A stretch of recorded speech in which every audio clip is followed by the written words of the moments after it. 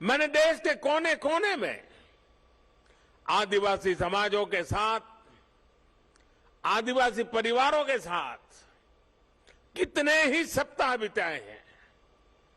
मैंने आपकी परंपराओं को करीब से देखा भी है, उसे जिया भी है और इनसे बहुत कुछ सीखा भी है। गुजरात में भी उमरगाम से अंबाजी तक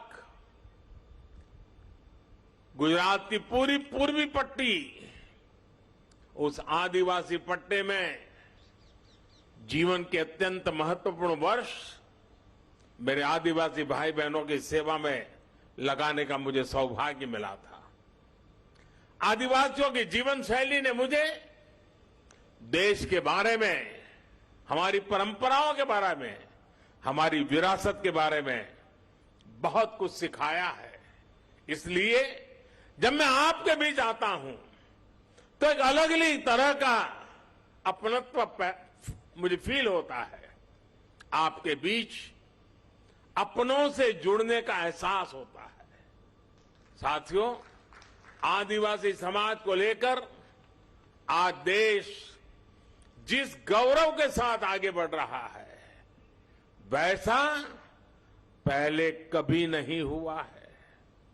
मैं जब विदेशी राष्ट्राध्यक्षों से मिलता हूं और उन्हें उपहार देता हूं, तो मेरी कोशिश होती है कि उसमें कुछ न कुछ तो मेरे आदिवासी भाई बहनों द्वारा बनाए गए कुछ न कुछ उपहार होने चाहिए।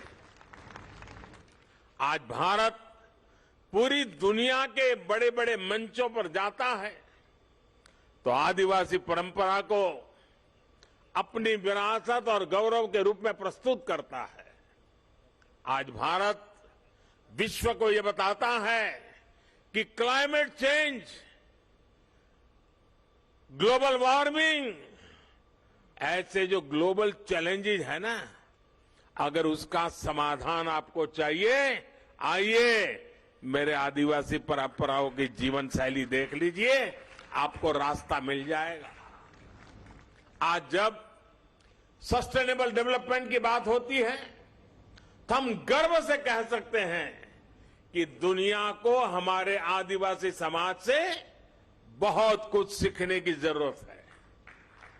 हम कैसे पेड़ों से, जंगलों से, नदियों से, पहाड़ों से हमारी पीढ़ियों का रिश्ता जोड़ सकते हैं। हम कैसे प्रकृति से संसाधन लेकर भी उसे संरक्षित करते हैं, उसका संवर्धन करते हैं, इसकी प्रेरणा हमारे आदिवासी भाई बहन हमें लगातार देते रहते हैं। और यही बात आज भारत पूरे विश्व को बता रहा है।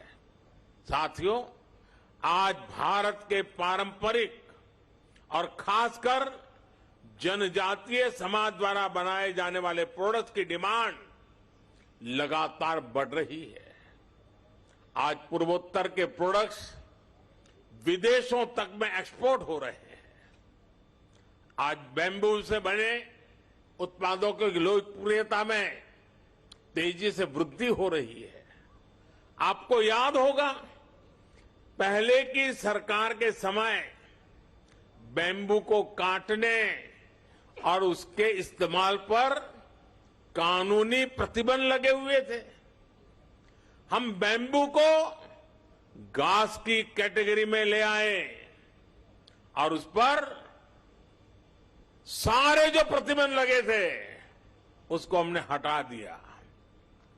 इससे बैम्बू प्रोडक्ट्स अब एक बड़ी इंडस्ट्री का हिस्सा बन रहे हैं। ट्राइबल प्रोडक्ट्स ज्यादा से ज्यादा बाजार तक आए, इनकी पहचान बढ़े, इनकी डिमांड बढ़े। सरकार इस दिशा में लगातार काम कर रही है। वन धन मिशन का उदाहरण हमारे सामने है। देश के अलग अलग राज्यों में 3000 से ज्यादा वनधन विकास केंद्र स्थापित किए गए हैं। 2014 से पहले ऐसे बहुत कम लघु वन उत्पाद होते थे जो एमएसपी के दायरे में आते थे। अब ये संख्या बढ़कर 7 गुना हो गई है।